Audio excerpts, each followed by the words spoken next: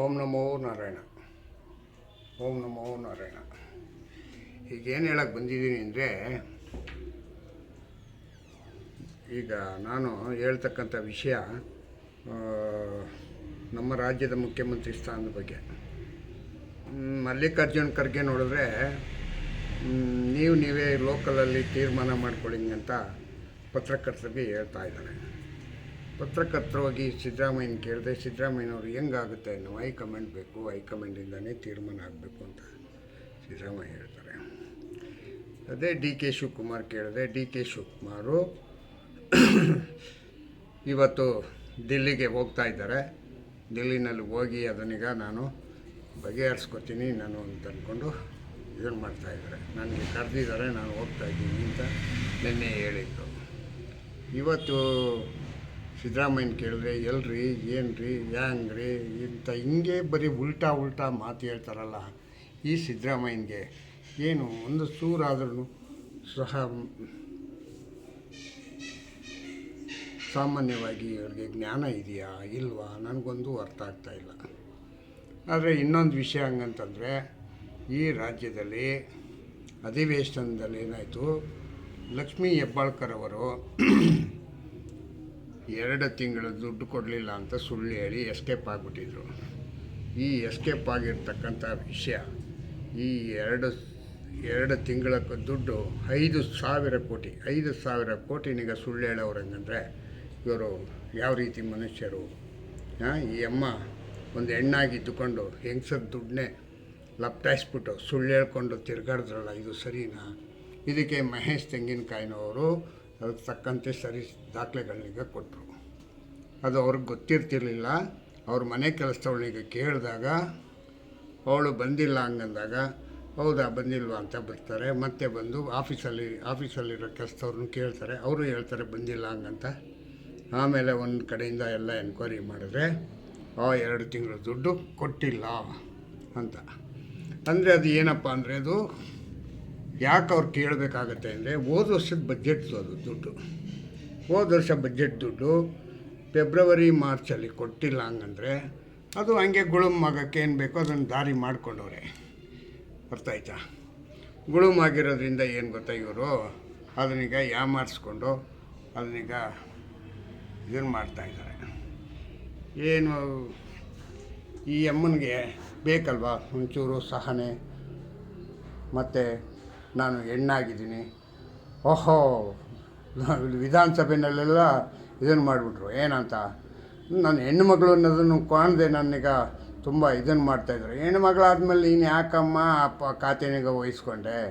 ಹೆಣ್ಣು ಮಗಳು ಅಂತಂದರೆ ಸಂಬಳ ಕೊಡಲ್ವ ನಿಮಗೆ ಸರ್ಕಾರ? ಜನರ ದುಡ್ಡು ತಿನ್ನಲ್ವ ನೀವು? ತಿಂಗಳ ಸಂಬಳ ಕೊಡ್ತಾರಲ್ಲ ನಿಮಗೆ, ಅರಿಯರ್ಸು, TA DA ಎಲ್ಲ ಕೊಡ್ತಾರೆ. ಏನು ನಮ್ಗೆ ಬರಬೇಕಾಗಿರೋ ದುಡ್ಡನ್ನೀಗ ಫಾಲೋ ಮಾಡ್ಕೊಳ್ಳೋಕ್ಕೆ, ಇದನ್ನು ಮಾಡೋಕ್ಕೆ ಎಲ್ಲ ರೀತಿ ನಿಮಗೆ ಸೌಕರ್ಯ ಕೊಡ್ತಾರೆ. ಆದರೆ ನೀವು ಮಾಡೋದೇನು? ನೀವು ಅದನ್ನೇ ನುಂಗ್ಬಿಟ್ರೆ ಯಾವ ರೀತಿ ಅಲ್ವಾ? ನೀವು ಡಿ ಕೆ ಶಿವಕುಮಾರ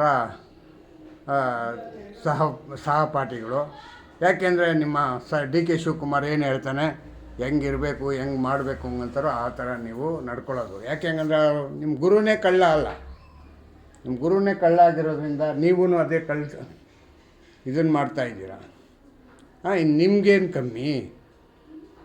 ನಿಮ್ಮಲ್ಲಿ ಗುರು ಮುಂದಿನ ಎತ್ತು, ಅದೇನೋ ಹೇಳ್ತಾರೆ ನಮ್ಮ ಊರುಗಳೆಲ್ಲ ಒಂದು ಗಾದೆ ಹೇಳೋರು, ಮುಂದಲೇರು ನೆಟ್ಟಿಗೆ ಹೊಡ್ಕೊಂಡು ಹೋಗ್ತಾಯಿದ್ರೆ ಅದ್ರ ಪಕ್ಕದೇ ಇತ್ತು ಇನ್ನೂ ಹಂಗೆ ಹೋಗುತ್ತೆ ಅಂತ.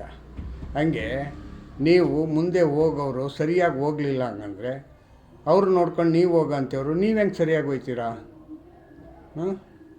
ಹೇಳಿ ಮೇಡಮ್, ಗೊತ್ತಾಯ್ತಾ? ಈ ಥರವಾಗಿ ಡಿ ಕೆ ಶಿವಕುಮಾರ್ಗೆ, ನಿಮ್ಮ ಡಿ ಕೆ ಶಿವಕುಮಾರ್ಗೆ ನಾನು ಸುಮಾರಿಗೆ ಒಂದು 10 ವಿಡಿಯೋದಲ್ಲಿ ಹೇಳಿರ್ಬೋದೋ ಏನು, ಡಿ ಕೆ ಶಿವಕುಮಾರ್ಗೆ ಕಾಂಗ್ರೆಸ್ಸಿಂದ ಮುಖ್ಯಮಂತ್ರಿ ಆಗಲ್ಲ, ಕಾಂಗ್ರೆಸ್ಸಿಂದ ಮುಖ್ಯಮಂತ್ರಿ ಆಗೋಷ್ಟು ಯೋಗ ಇಲ್ಲ. ಯಾಕೆ ಹಂಗಂದರೆ ಅವರ ಯೋಗದಲ್ಲಿ ಶನಿ, ಗುರು ಮತ್ತು ರಾಹು, ಕೇತು ಎಲ್ಲರೂ ಉಲ್ಟಾ ಪಲ್ಟಾ ಆಗ್ಬಿಟ್ಟವ್ರೆ. ಏನು ಗೊತ್ತಾ, ಈಗ ಇವರು ಎಲ್ಲ ಶನಿ ಮಹಾರಾಜ ಡಿ ಕೆನ ಹೆಸ್ರಿಗೇನಾದ್ರು ಶನಿ ಮಹಾರಾಜನಿಗೆ ಇದನ್ನು ಕೇಳಿದ್ರೆ ಇವರು ಯಾವ ದೇವರು ಮಾಡಿಲ್ವೋ ಎಲ್ಲ ದೇವ್ರನ್ನೂ ಮಾಡಬೇಕು.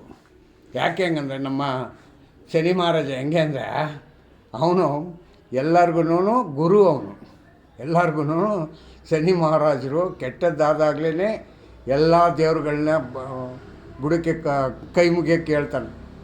ಹಂಗೆ ಅದರಿಂದ ನಿಮ್ಮ ಡಿ ಕೆ ಶಿವಕುಮಾರ್ ಅವರು ಯಾವುದೇ ಕಾರಣಕ್ಕೆ ಈ ರಾಜ್ಯದ ಮುಖ್ಯಮಂತ್ರಿ ಆಗೋದಕ್ಕೆ ಕಾಂಗ್ರೆಸ್ ಪರವಾಗಿ ಆಗಲ್ಲ. ಕಾಂಗ್ರೆಸ್ ಪಾರ್ಟಿಯಿಂದ ಒಂದು ವೇಳೆ ಸ್ಪ್ಲಿಟ್ಟಾಗಿ ಹೊರಗಡೆ ಬಂದು ಬೇರೆ ಪಾರ್ಟಿಯ ಸಹಕಾರ ತಗೊಂಡು ಏನಾದರೂ ಮುಖ್ಯಮಂತ್ರಿ ಆದರೆ ಆದಂಗೆ, ಇಲ್ಲ ಅಂದರೆ ಅವರು ಮುಖ್ಯಮಂತ್ರಿ ಆಗೋಕ್ಕೆ ಸಾಧ್ಯನೇ ಇಲ್ಲ. ಇದನ್ನು ನಾನು ಸಪ್ರೇಟಾಗಿ ವಿಶೇಷವಾಗಿ ಹೇಳ್ತಾಯಿದ್ದೀನಿ. ಹೆಂಗಂದರೆ ಇದನ್ನು ನೋಡೇ ಬಿಡೋಣ, ಇದನ್ನು ಫಾಲೋ ಮಾಡೋಣ. ನಾನೀಗಾಗಲೇ ಒಂದು 10 ವಿಡಿಯೋದಲ್ಲಿ ಹೇಳಿದ್ದೀನಿ. ಆಗಲೇ 2-3 ತಿಂಗಳಿಂದ ಎಲ್ಲ ಏನು ಗೊತ್ತಾ, ಈಗೂ ಆಗೋಯ್ತು ಅಂತ. ಇವ್ರಿಗೆ ಸಂದರ್ಶನಕ್ಕೆ ಸಮಯ ಕೊಡಲ್ಲ ರಾಹುಲ್ ಗಾಂಧಿ. ರಾಹುಲ್ ಮತ್ತು ಇವ್ರಿಗೆ ಡಿ ಕೆ ಶಿವಕುಮಾರ್ಗೆ ವಿರೋಧ ಇದೆ. ಯಾಕೆ ವಿರೋಧ ಆಯಿತು ಅಂತ ಗೊತ್ತಿಲ್ಲ, ಅರ್ಥ ಆಯ್ತಾ? ಅದೇ ದೊಡ್ಡ ಗ್ರಹ ಕೆಟ್ಟದ್ದು. ಅದರಿಂದ ಅವರು ಯಾವುದೇ ಕಾರಣಕ್ಕೆ ರಾಹುಲು ಇವ್ರಿಗೆ ಭೇಟಿ ಕೊಡಲ್ಲ, ಬಂದ್ರೂ ಸಂದರ್ಶನ ಆಗಲ್ಲ. ನಿಮ್ಮ ಸೋನಿಯಾ ಮೇಡಮ್ ಒಂದು ವೇಳೆ ಹಿಂದೆ ಹೇಳಿದ್ರು ಇದನ್ನೀಗ ರಾಹುಲ್ ಗಾಂಧಿ ತಲೆಗೆ ಹಾಕ್ಕೊಳ್ಳಲ್ಲ. ಒಂದು ವೇಳೆ ರಾಹುಲ್ ಗಾಂಧಿ ಮತ್ತು ಪ್ರಿಯಾಂಕಾ ಗಾಂಧಿ ಅಂದ್ಕೊಂಡು 3 ಜನನೂ 3 ದಿಕ್ಕಾಗಿ ಕೂತಿದ್ದೀರಾ. ಈಗ ನಿಮ್ಮ ಇಬ್ಬರ ಇದರಲ್ಲೇ ಬಲವಾಗಿ ಪಕ್ಷ ಸ್ಪ್ಲಿಟ್ ಆಗುತ್ತೆ. ಸ್ಪ್ಲಿಟ್ ಆದರೆ ಮಾತ್ರ ಇದು ನಿಮಗೆ ಅನುಕೂಲ ಆಗುತ್ತೆ, ಬಿಟ್ಟರೆ ಬೇರೆ ಯಾವುದೇ ಕಾರಣಕ್ಕೂ ನಿಮ್ಮ ಮುಖ್ಯಮಂತ್ರಿ ಆಗುವ ಕನಸು ನೆರವೇರುವುದಿಲ್ಲ. ಸಿದ್ದರಾಮಯ್ಯವ್ರಿಗೂ ಹೇಳ್ತೀನಿ. ಆದರೆ ನೀವು ನಿಮ್ಮ ಅಂದ್ಕೊಂಡಿದ್ದೀರಲ್ಲ ಯಾವುದೋ ದೇವರಾಜ ಅರಸದ್ದು ಹಂಗೂ ಹಿಂಗೂ ಹೋಗ್ತೀರಾ. ಸಂಕ್ರಾಂತಿ ಹಬ್ಬದವರೆಗೂ ಹೋಗುತ್ತೆ ಇದು.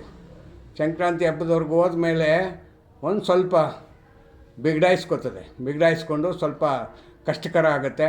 ಹಬ್ಬ ಆದಮೇಲೆ 15ನೇ ತಾರೀಕು 18ನೇ ತಾರೀಕೆಲ್ಲ ಏನಾಗುತ್ತೆ ಅಂತಂದರೆ, ಒಂದು ವೇಳೆ 18 ಇಲ್ಲ 19ಕ್ಕೆ 18 ಇಲ್ಲ 19ಕ್ಕೆ ಪಕ್ಷ ಸ್ಪ್ಲಿಟ್ ಆಗಲೇಬೇಕು. ಇದಂತೂ ಪಕ್ಕ, ಅರ್ಥ ಆಯ್ತಾ? ನನ್ನ ಭವಿಷ್ಯದ ಪ್ರಕಾರ, ನಾನು ಭವಿಷ್ಯ ಅಲ್ಲ ದೈವಜ್ಞಾನದಲ್ಲಿ ಹೇಳ್ತಾ ಇದ್ದೀನಿ. ಇದು ನಡೀಲೇಬೇಕು ಅಂತ ನನ್ನ ಆಸೆ, ನನ್ನ ಅನಿಸಿಕೆ. ಜನವರಿ 20ನೇ ತಾರೀಕೆ ಯಾವುದೇ ಕಾರಣಕ್ಕೂ ನಿಮ್ಮ ಮುಖ್ಯಮಂತ್ರಿ ಸ್ಥಾನ ಪಲ್ಲಟಗಳು ಎಲ್ಲ ನಿರ್ಧಾರ ಆಗೋಗುತ್ತೆ. ಜೈ ಹಿಂದ್, ಜೈ ಅದಕ್ಕೆ ಮತ್ತೆ ಈಗ ನಾನೇನು ಹೇಳ್ತಾ ಇದ್ದೀನಿ ಅಂದರೆ, ನನ್ನ ಈ ವಿಡಿಯೋನಿಗ ಎಲ್ಲರಿಗೂ ಶೇರ್ ಮಾಡಿ ಮತ್ತು ಸಬ್ಸ್ಕ್ರೈಬ್ ಮಾಡಿ, ಶೇರ್ ಮಾಡಿ. ನಾನು ಸ್ವಲ್ಪ ಮುಂದೆ ಹೋಗೋದಕ್ಕೆ ಅನುಕೂಲ ಮಾಡಿಕೊಡಿ. ಜೈ ಹಿಂದ್, ಜೈ ಕರ್ನಾಟಕ ಮಾತೆ. ಓಂ ನಮೋ ನಾರಾಯಣ.